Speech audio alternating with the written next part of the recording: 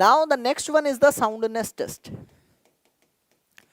देखो सबसे पहली प्रॉपर्टी आती है दिमाग में, what is soundness. We have already discussed it in the ingredients part. Soundness के बारे में हमने इंग्रेडिएंट्स पार्ट में डिस्कस करा था, मैं फिर भी रिकॉल कराना चाहूंगा यहां पर। जब भी स्लेकिंग होती है, मुझे पता है आफ्टर स्लेकिंग मटेरियल इंक्रीज करता है वॉल्यूम को, वॉल्यूम इंक्रीजेस फॉर मटेरियल। अब ये प्रॉपर्टी होती है अनसाउंडनेस, इसी को आप लोग कहते हो अनसाउंडनेस। लेकिन जो रेजिस्टेंस होती है, रेजिस्टेंस, इसी के लिए जो रेजिस्टेंस होती है फॉर वॉल्यूम इंक्रीमेंट, अगर वॉल्यूम को इंक्रीज करने की रेजिस्टेंस शो करे, नहीं हो रहा वॉल्यूम इंक्रीज, उसको कहते हैं साउंडनेस। समझ आ रही है मेरी बात? तो घबराना नहीं है, थोड़ा दिमाग के साथ याद करेंगे। साउंडनेस उसको कहते हैं जो वॉल्यूम को इंक्रीज होने से रोकता है। अब देखो आपको भी पता है कि सीमेंट के अंदर भाई लाइम होता है, और लाइम की अगर बात करता हूं तो पानी के साथ रिएक्ट करता है और कैल्शियम हाइड्रोक्साइड देता है, और कैल्शियम हाइड्रोक्साइड का हमने पढ़ा था 2 से 2.5 गुना वॉल्यूम बढ़ जाती है, ये भी पढ़ा था। और मैंने ये चीज आपको पहले भी लिखवाई थी कि आपके सीमेंट के अंदर मैग्नीशियम हाइड्रोक्साइड भी बनता है, पहले करवाया हुआ है मैंने ये।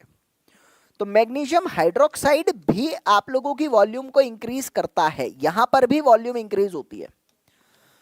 और कई बार मेजर ये दो है, बट माइनर अगर पेपर में आ जाए मेजर तो 2 है, अगर पेपर में आ जाए माइनर तो 1 है।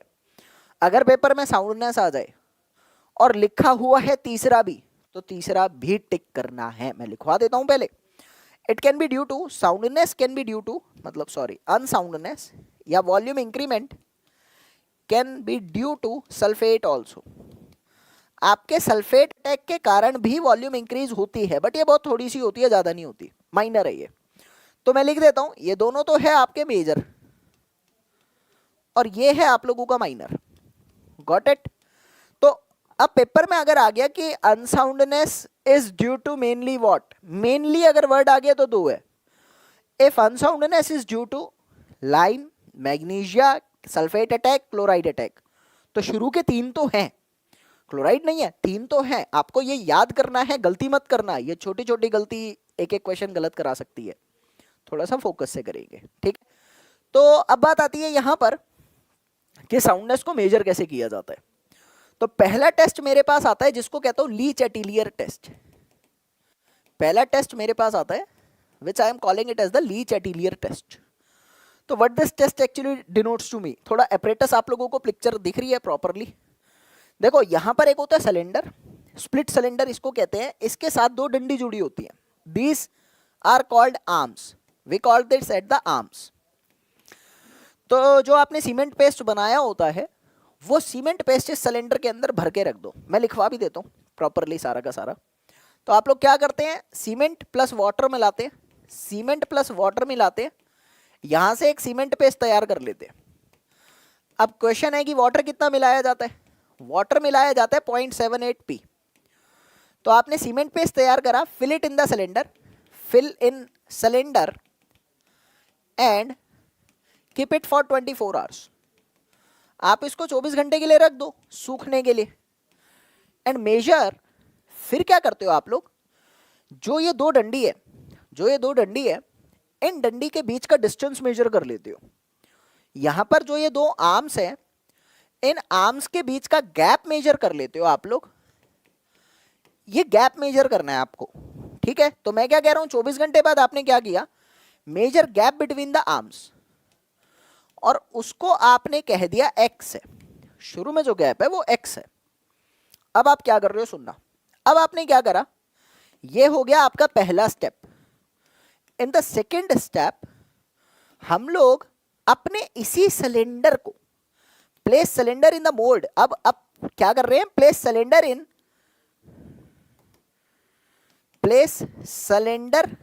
विद पेस्ट जिसमें पहले से ही सीमेंट है, in water and increase temperature up to boiling point in half hour. मतलब आधे घंटे में आधे घंटे में आपका पानी उबलने लग जाए, उसको सिलेंडर को उसमें रखो। अब थोड़ा ध्यान से देखना मैं क्या कर रहा हूं। I have already told you whenever there will be increment in the temperature, जब जब टेम्परेचर बढ़ेगा रिएक्शन करने की ताकत बढ़ेगी। कॉमन सेंस है, जब जब टेम्परेचर बढ़ेगा रिएक्शन करने की ताकत बढ़ेगी। क्यों? अरे मॉलिक्यूल्स की काइनेटिक एनर्जी बढ़ जाती है। जब मॉलिक्यूल्स की काइनेटिक एनर्जी बढ़ती है तो उनकी रिएक्शन टेंडेंसी बढ़ जाती है। कॉमन है। तो मैं कर क्या रहा हूं, मैंने कहा यार पानी में उसको रखा और पानी को गर्म कर दिया, मतलब रिएक्शन ज्यादा करा रहा हूं, यानी लाइन को जगा रहा हूं। मैं तो अभी लाइन की बातें कर रहा हूं। जो साउंडनेस है, अनसाउंडनेस मटेरियल है, उनको जगा रहा हूं, उनको रिएक्ट करा रहा हूं। अब वो फैलेंगे, फैलेंगे तो आर्म्स थोड़ी चौड़ी हो जाएंगी। फैलेंगे जब वो मोटे होंगे थोड़े से, तो मान लो मैं पहले बहुत पतला था, तो ये ब्लेजर के बटन बंद होने के बाद, मतलब प्रॉपरली बंद अभी भी हो जाते हैं, पहले बंद होने के बाद ये बटन ऐसे ही चिपक जाता था यहाँ से। ठीक है, मैं थोड़ा फूल गया, ये देखो जैसे जैसे मैं और ज्यादा फूल रहा हूँ ये दूर हो रहा है। Suppose this is the arms, पहले पास है, फूला दूर हो गया। Are you getting the concept? ये आर्म्स भी दूर होंगी। तो मैंने क्या करा, मैंने कहा आधे घंटे में पानी को उबाला और रखा and maintain it for 3 hours. अगले 3 घंटे तक उस सैंपल को पानी में ही रख के रखो। अगले 3 घंटे तक सैंपल को पानी में रख के रखो। Now what? Measure gap between arms, और उसको मैंने कह दिया वाई। उसको मैंने कह दिया वाई। एक्चुअल में क्या है समझना, गैप को मैंने मेजर करा, उसको वाई कह दिया। तो जो साउंडनेस आप मेजर करते हो वो कैसे मेजर कर रहे हो? जो साउंडनेस आप लोग मेजर करते हो वो बेसिकली दोनों का डिफरेंस मेजर किया जाता है। जितना फैल गया, पहले कुछ था बाद में कुछ है, जितना फैल गया उतना साउंडनेस हुआ है। तो यहां पर मैं कर क्या रहा हूं आप लोगों का, तो साउंडनेस, ऐसा साउंडनेस कह रहा हूं, अनसाउंडनेस, या ऐसा ही लिख लेता हूं। Note difference between, note the difference of y minus x. ये y माइनस एक्स आपको एक्चुअली अनसाउंडनेस का डाटा देता है, कॉमन सेंस की बात है। और ये लिखा है it should not be greater than 10%, मतलब 10 mm से ज्यादा नहीं होना चाहिए ओपीसी के लिए। जब मैं टाइप्स ऑफ सीमेंट पढ़ाऊंगा तो मैं सारी वैल्यू आपको लिखवाऊंगा अलग अलग सीमेंट के लिए, अभी सिर्फ टेस्ट के बारे में बात कर रहा हूं। ठीक है, अब नोट करके लिखेंगे कि लीच एटिलियर जो है it is only valid for lime. ये कैल्शियम ऑक्साइड के लिए ही वैलिड होता है। How can you learn it? L for lime, L for Le Chatelier, Le Chatelier L, lime L। तो इस तरीके से याद रखना। Now what about magnesia? Magnesia को कौन मेजर करता है उसको भी देखो। तो for magnesia we have autoclave test. Magnesia के लिए हमारे पास आता है ऑटोक्लेव टेस्ट। देखो ऑटोक्लेव टेस्ट में क्या होता है, इसको थोड़ा समझ के चलते हैं, काम आएगा। हम लोगों के पास एक मोल्ड होता है, और वो मोल्ड का जो साइज होता है बेसिकली वो होता है 25 by 25 by 282, according to the codal provision इतना साइज है। ठीक है, अब आपने सीमेंट पेस्ट भरा उसी कंसिस्टेंसी के साथ, आपने क्या करा, फिल सीमेंट पेस्ट। अब मैं सीमेंट पेस्ट के ब्रैकेट में ही लिख रहा हूं 0.78 p, मतलब इतनी कंसिस्टेंसी के साथ आपने इसको रख दिया। देन आपने इसको ड्राई करा, ड्राई फॉर 24 आवर्स।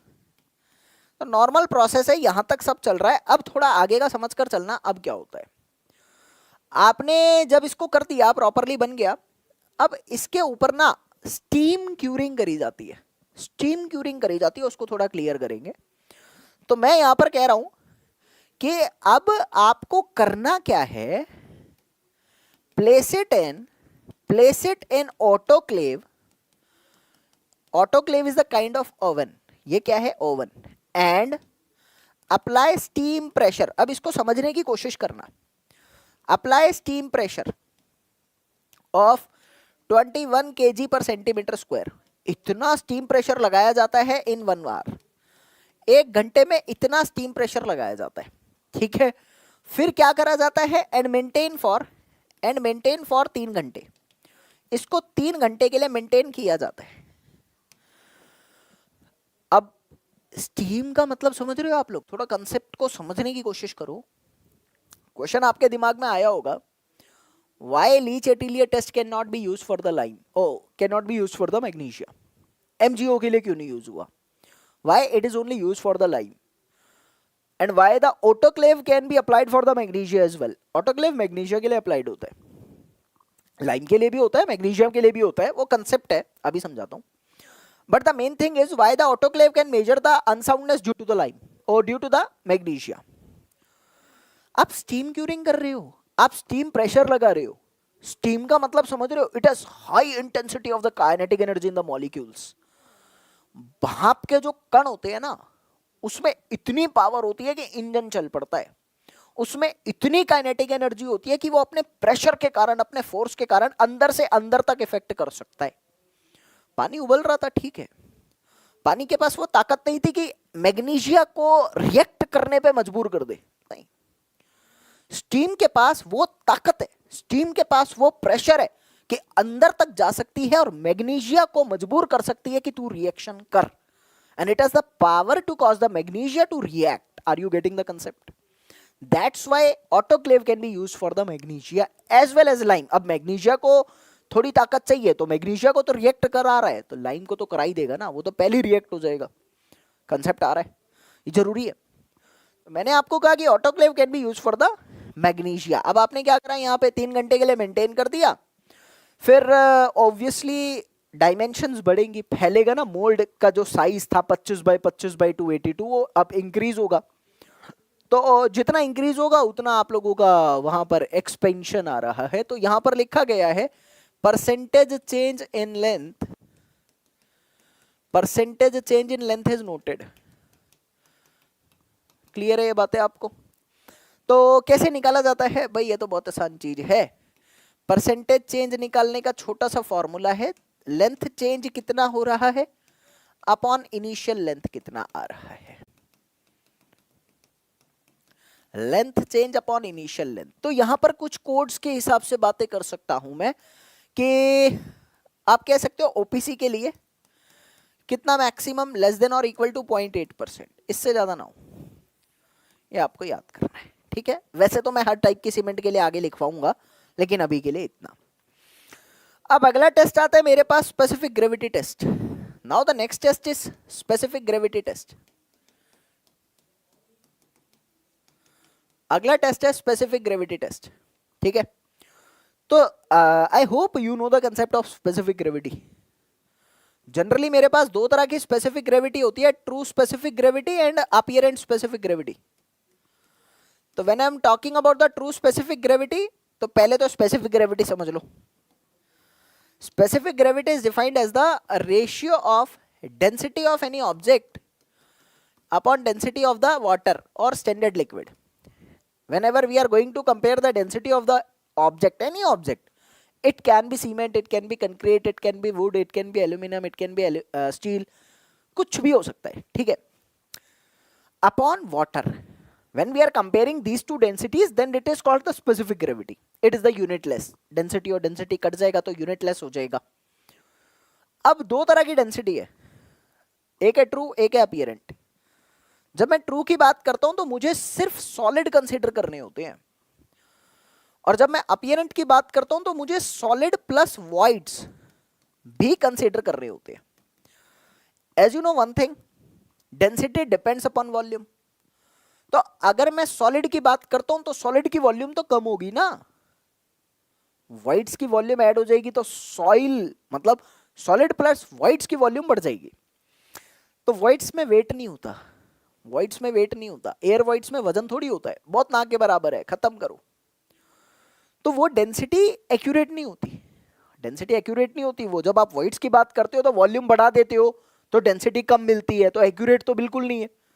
तो when we are talking about the density और द स्पेसिफिक ग्रेविटी टेस्ट और the specific gravity of the cement, तो हम एक्यूरेट की बात करेंगे.